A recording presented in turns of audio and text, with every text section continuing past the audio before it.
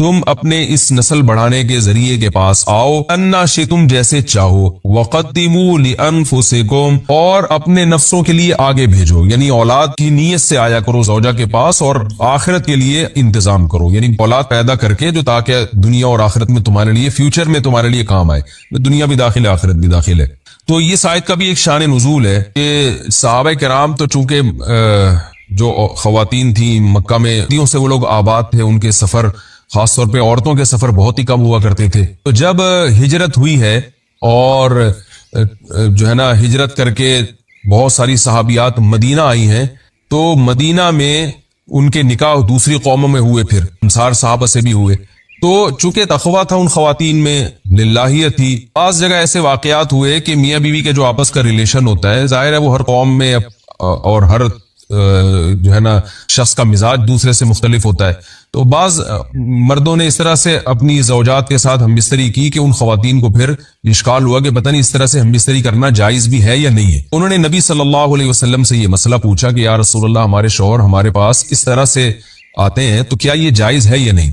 تو ان کے سوال کو بھی مبہم رکھا گیا اور قرآن نے اس کے جواب کو بھی کنایتاً بیان کیا، کیونکہ مسئلہ بظاہر حیا کے خلاف ہے۔ قرآن جب بھی کوئی ایسی بات ہوتی ہے تو اشارتاً کنایتاً اس کا تذکرہ کر دیتا ہے تاکہ مسئلہ بھی واضح ہو جائے، کیونکہ ظاہر ہے اس کی ضرورت تو قیامت تک آنے والے انسانوں کو پڑ سکتی ہے نا۔ یہ تو ہر میاں بیوی کا اپنا ایک ذاتی مسئلہ ہوتا ہے کہ ہمیں کس طرح سے پرمیشن ہے، کس طرح سے پرمیشن نہیں ہے۔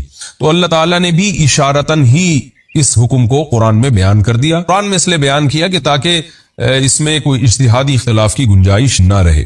تو اللہ نے قرآن مجید میں بیان کیا، فرمایا نساؤکم حرث لکم، تمہاری جو ازواج ہیں، تمہاری جو بیویاں ہیں، وہ تمہارے لیے بمنزلہ کھیت ہیں۔ کھیت کا مطلب کیا ہوتا ہے؟ پیداوار بڑھانے کا ذریعہ۔ تو اس میں سب سے پہلا مسئلہ تو قرآن نے یہ بیان کر دیا کہ زوجہ سے جو ہم بستری ہے وہ صرف اسی راستے میں جائز ہے جس سے اولاد ہوتی ہے، کیونکہ عورت کو اللہ نے بنایا ہے نسل بڑھانے کے لیے۔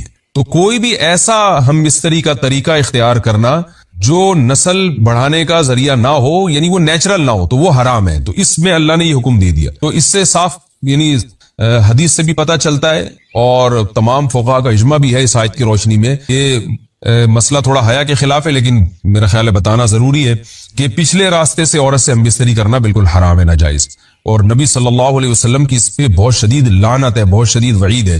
تو یہ بالکل اللیگل ہے اسلام میں کہ عورت کے پچھلے راستے سے اس سے ہم بستری کی جائے۔ جو لوگ لڑکوں سے بدفعلی کے عادی ہوتے ہیں ان کو یہ ایک چسکا لگ جاتا ہے، تو یہ حرام ہے، ناجائز ہے، کیونکہ اللہ نے بتا دیا کہ یہ تمہارے لیے وہ منزلہ کھیت کے ہیں۔ تو اس میں قرآن نے وہ جو سوال تھا نا اس کی طرف اشارتاً جواب دے دیا، اور آگے فرمایا فاتو حرثکم، تم اپنے کھیت کے پاس آؤ، یعنی پیداوار بڑھانے کا جو ذریعہ ہے اس جگہ کی طرف آؤ، انا شئتم جیسے چاہو، یعنی باقی جس طرح سے تم چاہو زوجہ سے ہم بستری کر سکتے ہو، اس میں کوئی خاص طریقہ متعین نہیں ہے۔ میاں بیوی کا ایک دوسرے سے کوئی پردہ نہیں ہے، ہن لباس لکم وانتم لباس لہن، یہ دونوں ایک دوسرے کے لیے لباس ہیں۔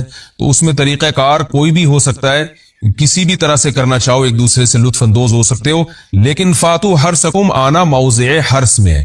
حرث کا مطلب وہ اس جگہ کی طرف آنا ہے جہاں سے نسل بڑھتی ہے، کسی اور راستے کی طرف۔ اس سے صاف طور پر جو ہے نا وہ جو فاسق فاجر لوگوں کی جو برائی ہے، جو لڑکوں سے بدفعلی کے نتیجے میں پیدا ہوتی ہے، اس کا اللہ نے قلعہ کر دیا کہ اس کی اسلام میں بالکل اجازت نہیں ہے۔